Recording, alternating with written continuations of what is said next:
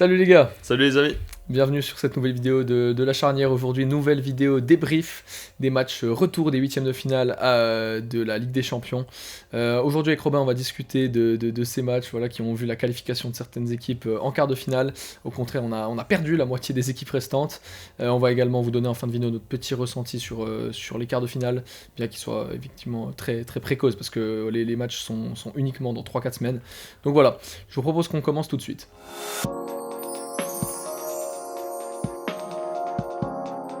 Les amis, on va passer très succinctement sur 4 des 8 matchs, à savoir l'Inter Milan. On va commencer par l'Inter, nos amis interistes de Giuseppe Meazza qui ont su confirmer face au Feyenoord. On va pas vous mentir, c'est des matchs que l'on n'a pas vus, donc c'est pour ça qu'on passe très succinctement dessus et on aura l'occasion de revenir sur l'Inter étant donné qu'ils ont tiré notre club de cœur, le Bayern. Voilà, l'Inter qui a su confirmer un but de Thuram, un but de Çalhanoğlu. À noter que Inzaghi avait pu faire tourner son effectif, pas de Lautaro Martinez notamment au coup d'envoi, pas de Nicolo Barella non plus.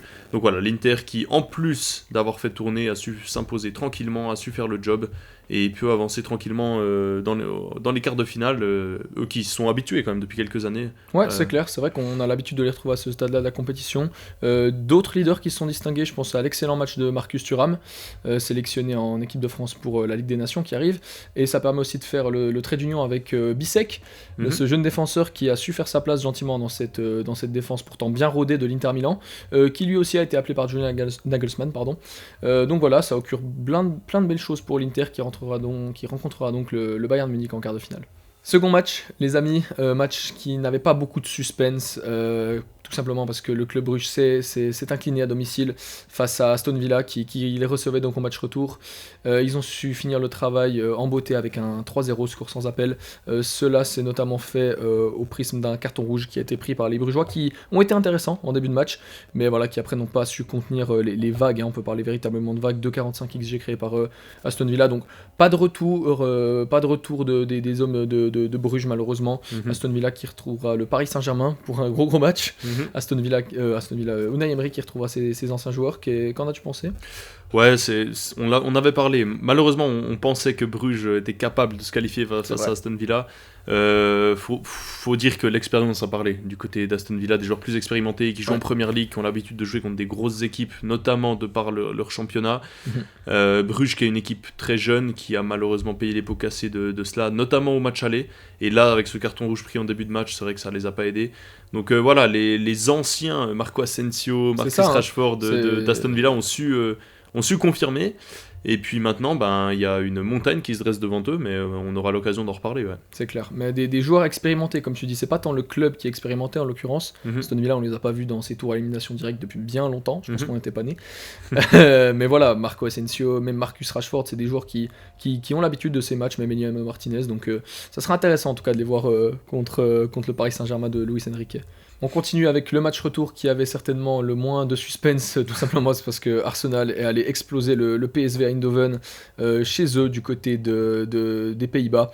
Match retour, on voit que Mikel Arteta a fait tourner énormément son effectif. Pour vous dire, il a fait jouer Tierney, ailier gauche. Voilà, donc déjà que Arsenal n'a pas beaucoup d'attaquants à sa disposition, c'est même pas les Trossard qui sont allés prendre des postes en attaque. Mais voilà, un match nul 2-2 qui vient quand même conclure sur une note un petit peu plus douce la campagne européenne du PSV Eindhoven. Pas grand chose, je pense, à tirer de ce match. C'était vraiment un match de remplissage, on peut l'appeler comme ça, je pense. Raheem Sterling, qui est dans une saison quand même compliquée, qui en profite pour un petit peu se refaire une santé avec 2 passes décisives. Mais voilà, match assez anecdotique, je pense. Ouais, comme tu l'as dit, on voit pas de Saliba ici au milieu, pas de Ødegaard au milieu de terrain non plus, Saliba en charnière centrale. Jorginho était capitaine. Si on regarde le banc, voilà, ils ont pu faire rentrer du beau monde. À noter quand même le retour de Martinelli en Ligue des Champions, lui qui rejoue pour la première fois titulaire en ce moment face à Chelsea, à l'heure où on se registre, ce qui va faire du bien sur le plan offensif quand même à Arsenal, surtout qu'il risque peut-être de récupérer aussi Saka, de là à jouer le Real Madrid en quart de finale. Donc voilà, le Arsenal Mikel Arteta qui avait fait tourner son effectif et Arsenal qui a su gérer son match tranquillement, même s'il perdait d'1, 2, 3 buts d'écart, c'est pas ça qui changeait. Non, donc voilà, ils ont quand même quelque chose à jouer encore en première ligue, il faut qu'ils se qualifient, qu'ils soient dans le top 4, même si c'est bien parti. Et voilà, ça leur a permis de bien préparer ce match contre Chelsea. Puis le PSV Eindhoven, comme tu l'as dit, qui termine tranquillement avec un match nul à la mérite, ce qui n'est pas non plus une mauvaise chose pour eux. Donc voilà. Match anecdotique, mais Arsenal retrouvera les merengues en quart de finale. A l'inverse, match retour très ouvert entre les Lillois et les hommes du Borussia Dortmund qui se retrouvaient dans le nord de la France après un match nul à l'aller. Et donc tout était à jouer finalement sur ce match retour. On pensait que Lille avait pris une option clairement en allant chercher un nul sur la pelouse du Borussia Dortmund, chose qui est jamais facile à faire. Cependant, ils ont craqué, ils ont certainement payé leur manque d'expérience. On voit que dans le début de match, ils ouvrent le score déjà. Début de match relativement équilibré, et après on a un trou. Dortmund qui a vraiment fait le siège de la cage de Lucas Chevalier, il marque un très beau but par l'intermédiaire de Maximilian Bayer qui succède à un penalty d'Emre Can. Mais voilà, les hommes du Borussia Dortmund ont fait parler leur expérience, dont je parlais d'ailleurs dans la preview. Eux qui sont en grande difficulté en Bundesliga, ils savent utiliser cette compétition pour montrer encore qu'ils sont vraiment l'une de ces équipes qui savent faire la différence les soirs de grands matchs. Donc voilà, c'est dommage pour les Lillois qui ont proposé des belles choses, qui ont poussé à la fin, mais malheureusement ça n'a pas suffi.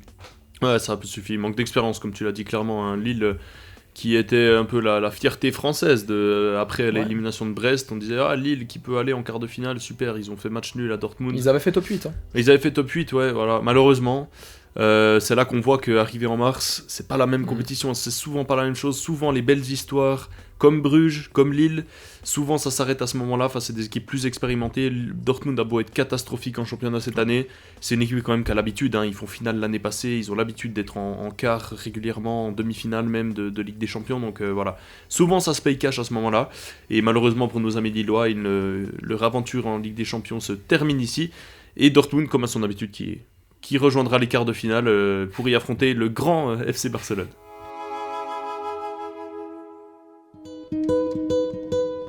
Les amis, la meilleure équipe du monde encore en lice avec le Paris Saint-Germain a su confirmer après un match aller où il s'était fait peur à Lisbonne après avoir pris un carton rouge tôt dans le match. Le Barça a confirmé. Et tout ça en première mi-temps grâce à leurs hommes forts. Lamine Yamal qui, pour commencer, a d'une feinte fait tomber son adversaire. Ça rappelle des souvenirs de Jérôme Boateng, ça. Oui, dans la même couleur en plus, le Bayern ce soir-là. Et qui, pour moi, essaye de frapper mais trouve parfaitement Rafinha dans l'espace, qui peut ouvrir le score face au Benfica, c'est après 10 minutes de jeu. Le Barça qui, honnêtement, j'ai douté à ce moment-là, je me suis dit, peut-être qu'ils encaissent 2 minutes après sur corner. Otamendi, avec toute son expérience et sa grinta d'Argentin, peut clouer Chesney au sol et égaliser pour le Benfica. Après voilà, c'est un but sur corner, ça peut arriver, hein. On va dire que quand c'est pas quelque chose de très récurrent, c'est pas forcément un immense problème. Et aussi justement quand une équipe un peu plus petite joue un favori comme le Barça, ça va souvent être par l'intermédiaire de coups de pied arrêtés qui peuvent trouver leur salut. Mais ils ont su être dans la continuité, ces hommes forts du Barça, reprendre l'avantage avec un moment de génie encore de Lamine Yamal qui se retrouve presque poteau de corner face à son défenseur qui est bien sur lui pourtant, mais regardez la distance qu'il lui met. Voilà. Mais moi j'ai un truc à dire sur la défense là, c'est que en général on essaye d'une part, quand on est défenseur et qu'on a un contre un joué, d'emmener son adversaire vers son mauvais pied, ce qui n'est pas le cas là. Et en plus, en général, on essaie de l'amener vers la ligne de but. Ne pas le laisser rentrer à l'intérieur. Et là, en fait... Comme dit Pep Guardiola, la ligne est le meilleur défenseur. Voilà. Et là, en l'occurrence, le défenseur de Benfica ne fait aucun des deux. Il l'invite à rentrer sur son bon pied et à venir dans l'axe. Et après, avec un joueur de la qualité de Lamine Yamal, voilà, qui peut brosser ce ballon, il a caressé le ballon. On aurait presque dit un centre pour le coup, et pourtant il va déposer sa petite. Il va chercher la lucarne. C'est magnifique. Ouais. Et en fin de première mi-temps, le Barça qui crucifie Benfica, et à ce moment-là, plus personne ne doute que le match est plié. Après une contre-attaque, Alejandro Balde peut trouver Rafinha dans le bon intervalle, qui peut finir fusiller le gardien, frappe croisée, à ras de terre, les frappes les plus dures, tout simplement arrêtées, puissantes. Et il y a un truc qui est très très fort avec Rafinha, c'est qu'il arrive à enchaîner sa frappe en faisant contrôle, frappe en une touche de balle. Enfin, en un appui au sol. Son pied droit ne touche qu'une fois le sol. Il contrôle, pied droit qui se pose au sol, frappe. Le défenseur n'a pas le temps, même s'il est que à 1 mètre. Le défenseur n'a pas le temps de venir fermer la frappe.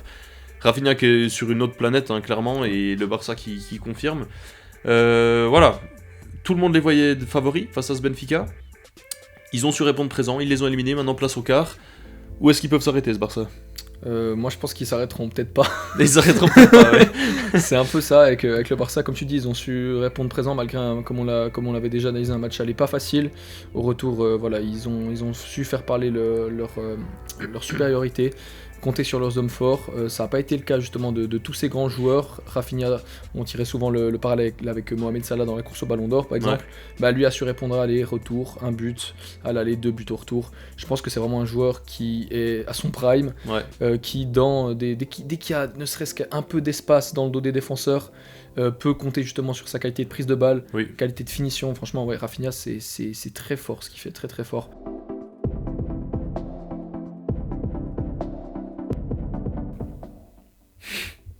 Encore une fois, les amis, encore une fois, le Real Madrid s'en sort. Use de sa potion magique, comme tu l'avais qualifié, pour se sortir de ce pétrin qu'est l'Atlético Madrid, qui élimine encore une fois son voisin, son rival de toujours, dans un match qui aura été, il faut le dire, assez ennuyeux. J'ai trouvé pas le match de l'année. Tout simplement, le match a commencé sur les chapeaux de roue avec d'entrée de jeu, on voit qu'on a la 18e seconde, Asensio qui sort de sa ligne défensive et qui remet un ballon dont va se saisir les attaquants de l'Atlético Madrid.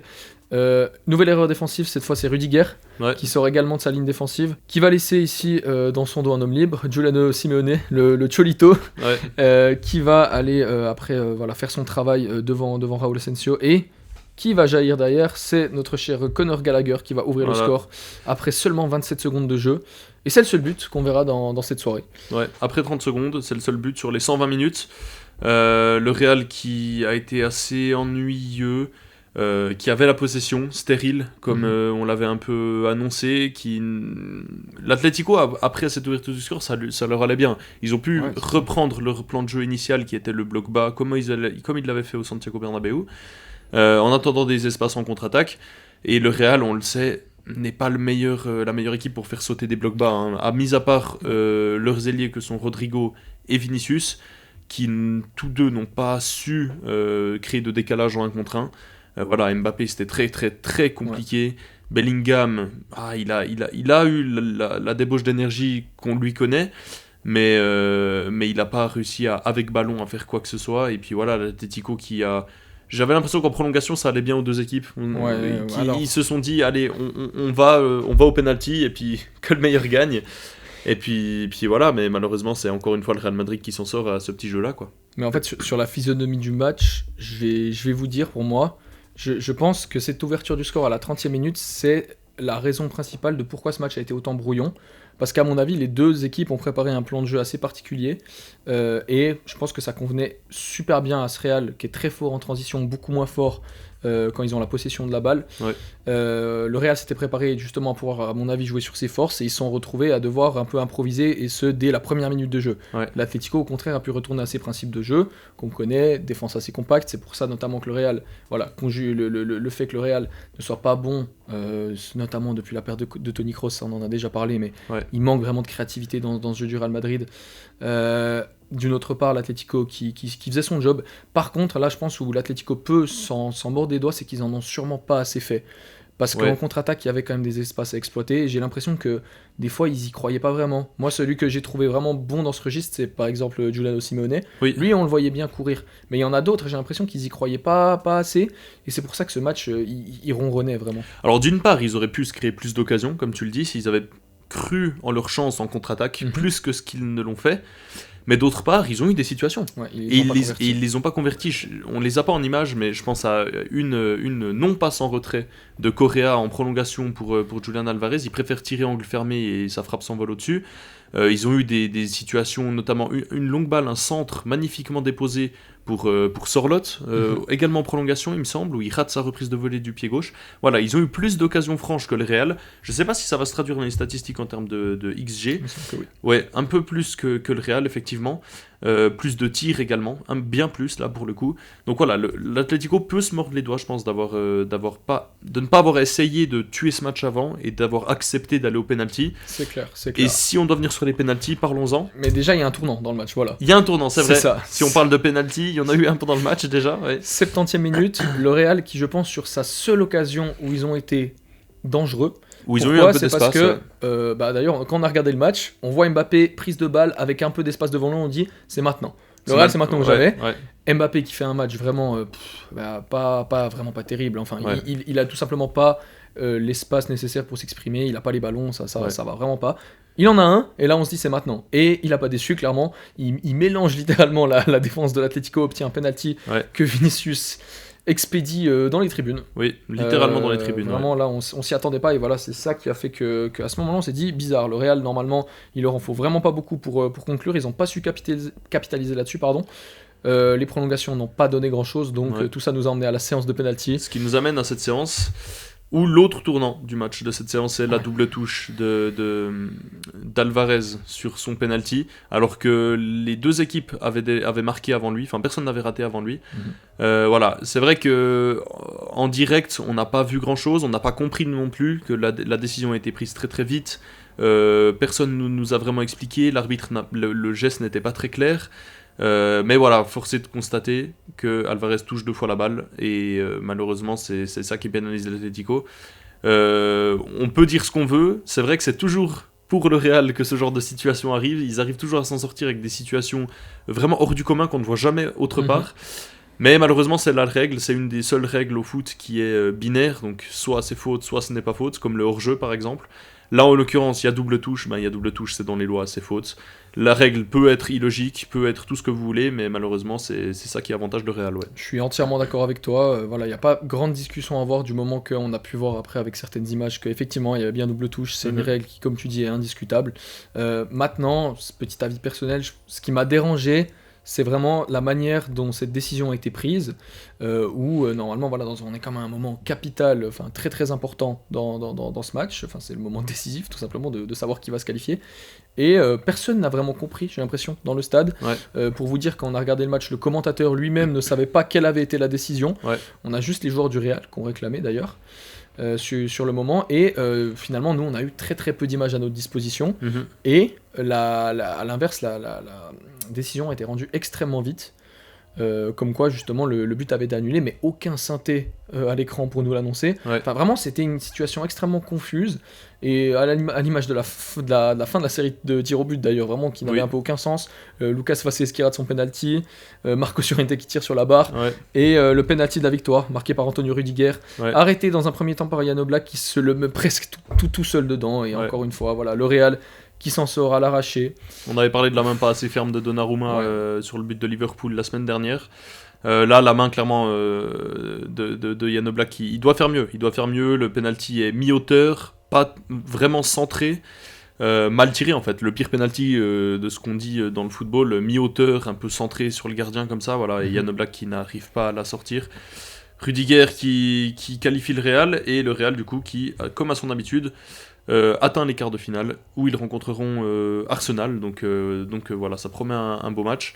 Et puis voilà, malgré le non-accomplissement collectif de cette équipe cette année, le fait qu'ils jouent beaucoup sur des individualités, etc., le Real qui s'en sort un peu comme d'habitude en Ligue des Champions, et qui va disputer son je ne sais combienième quart de finale consécutif, ou en tout cas sur les 15 dernières années ils ont souvent été là. Voilà, le Real qui s'en sort, l'Atlético qui, encore une fois, tombe face à sa bête noire, et qui sort au stade des huitièmes.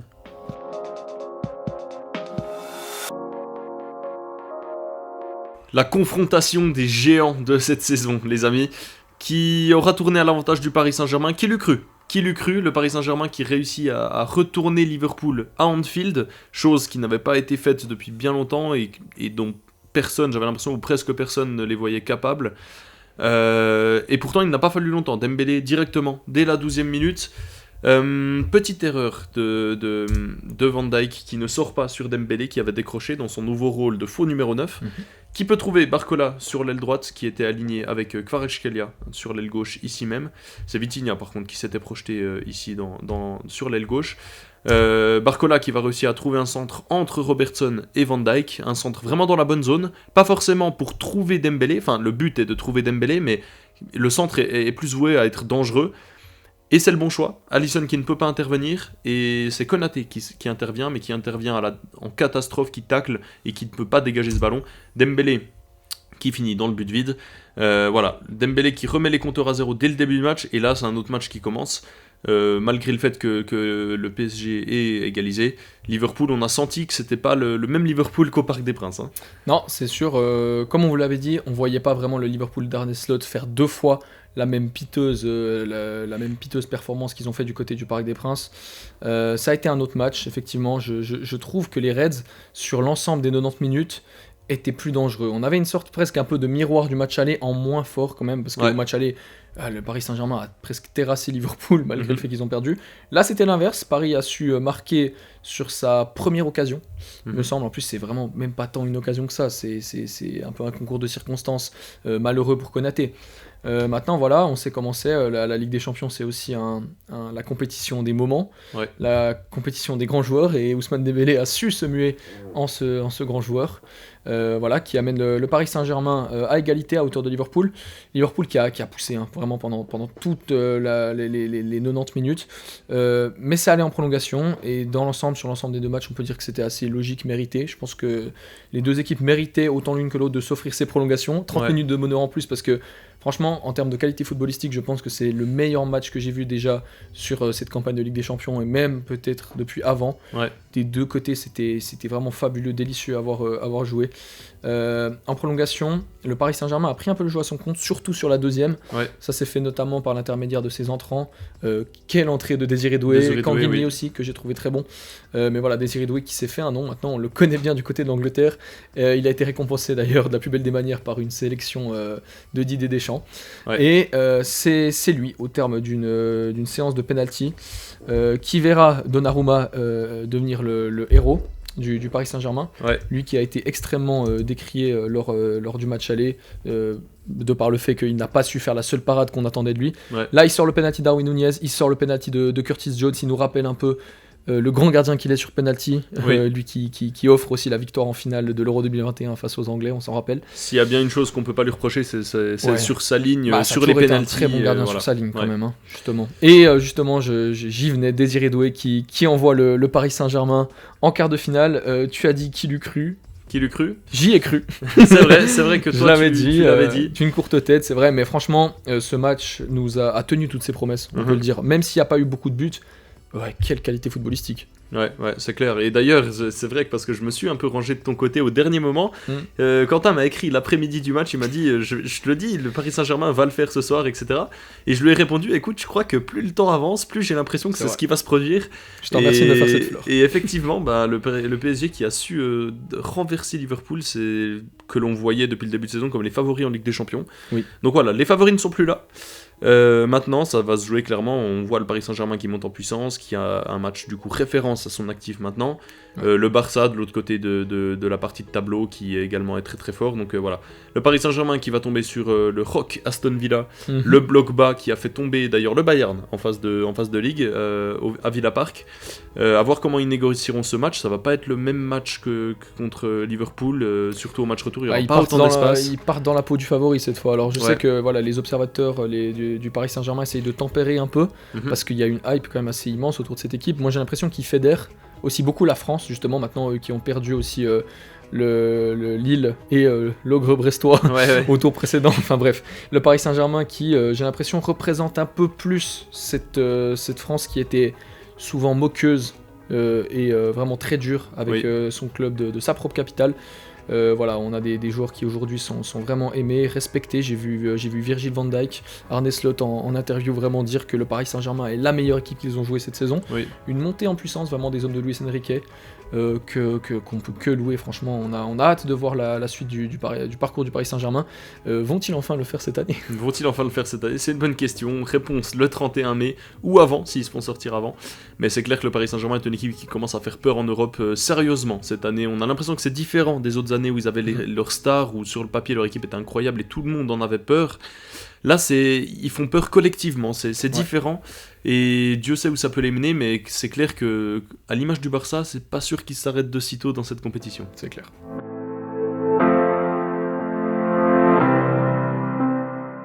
Les amis, nous l'avons fait, nous avons sorti le Bayer Leverkusen, notre bête noire depuis 2 ans maintenant. Le Bayern Munich, voilà, notre club de cœur qui a su faire le travail aller non seulement aller, mais retour aussi, en déjouant tous les pronostics, toutes les observations des fans de football que j'avais vu, en tout cas personnellement. Tout le monde voyait le Bayer Leverkusen sortir le Bayern Munich, en tout cas avant le match aller. Force est de constater encore une fois que le Bayern est la meilleure équipe d'Allemagne, et le Bayern a surclassé son adversaire du soir, aller et retour cumulé 5-0 net et sans bavure.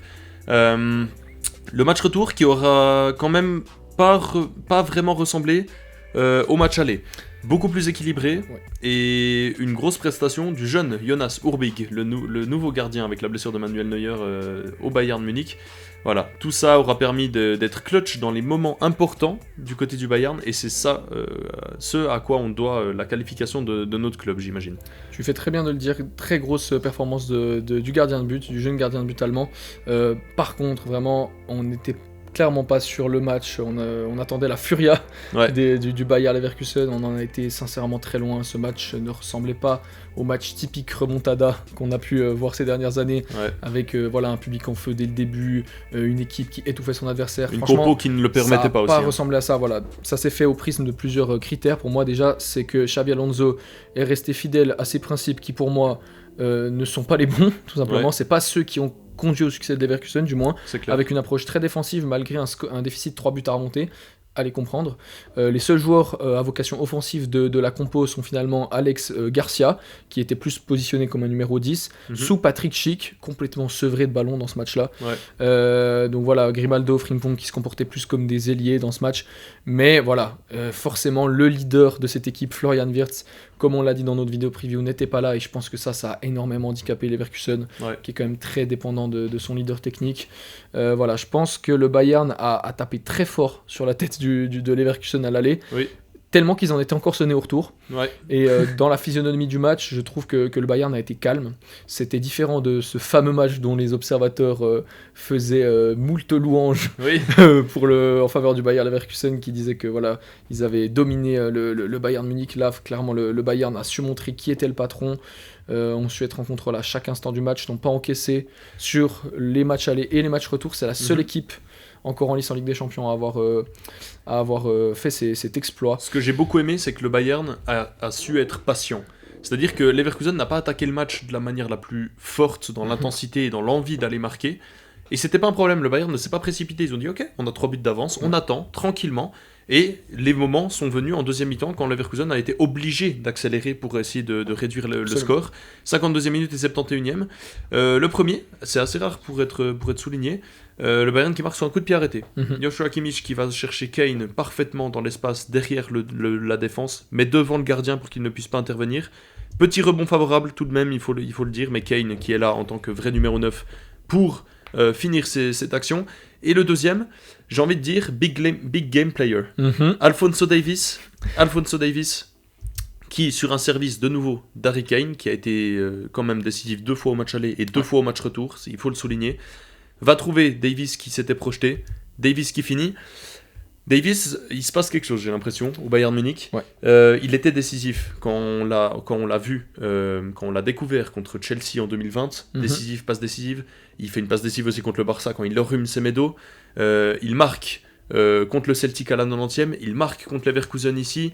Voilà, c'est un joueur, j'ai l'impression qu'il aime les gros matchs. Il marque souvent.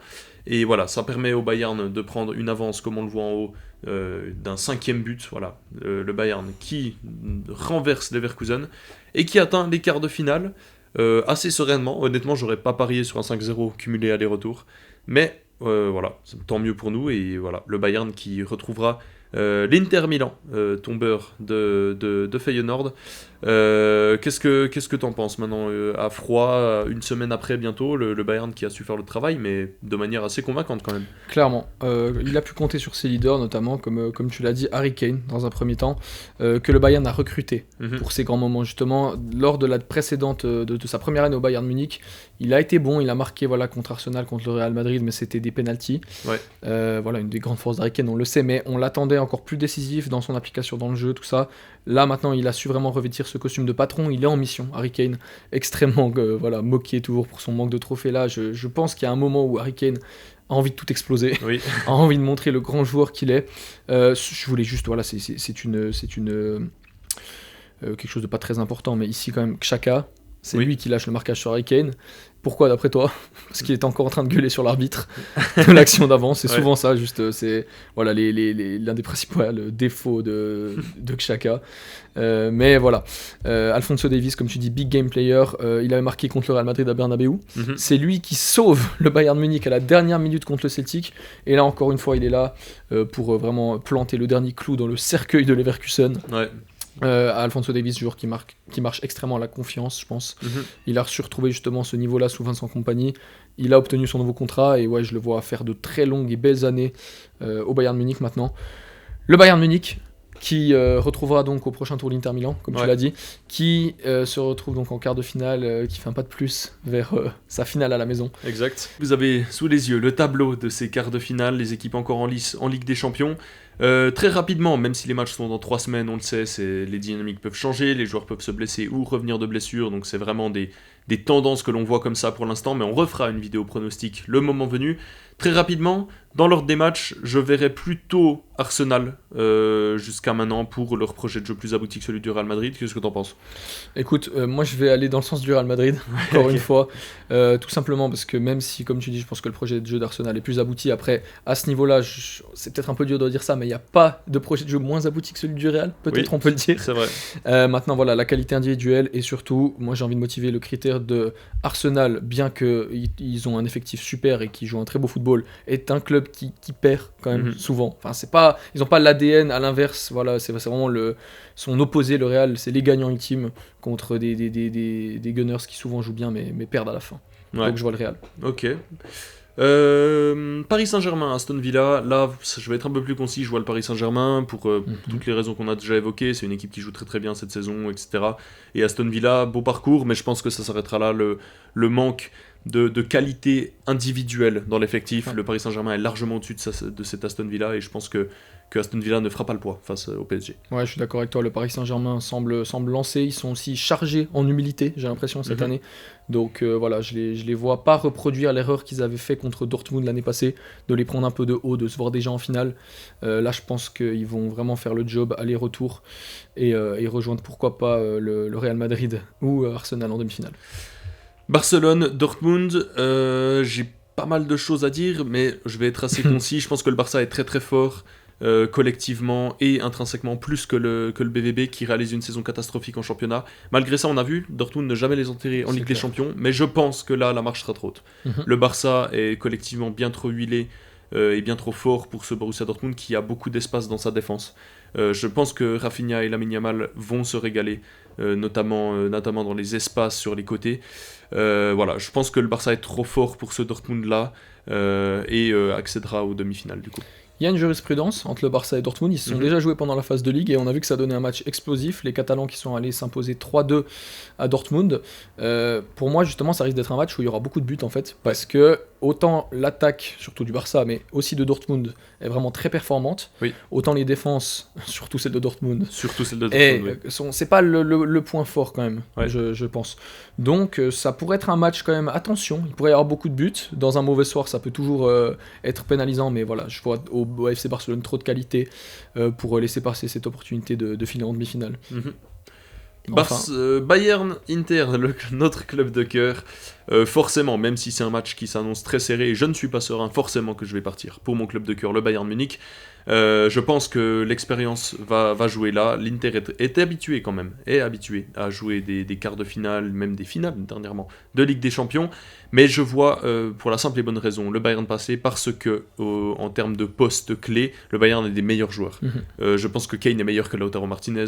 Je pense que Olise est meilleur que Marcus Thuram. Je pense que Musiala est un meilleur playmaker que Çalhanoğlu. Donc voilà, je pense qu'il y a un surplus de qualité au Bayern par rapport à l'Inter à chaque poste, et c'est pour ça que je les vois avancer en demi-finale. Ouais, en dehors de mon avis de fan, pareil, moi je vois plutôt le Bayern, équipe quand même super expérimentée en Ligue des Champions. C'est l'équipe qui s'est le plus de fois qualifiée en quart de finale déjà, figure-toi. Et 13 fois sur les 14 dernières éditions déjà.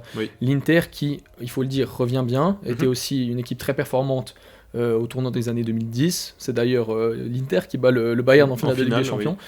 Peut-être une petite revanche à prendre pour les Bavarois. J'espère. Qui joueront la finale à la maison encore une fois, donc critères encore supplémentaires à mettre à l'actif du Bayern, qui sont également en mission, je pense, à ce niveau-là.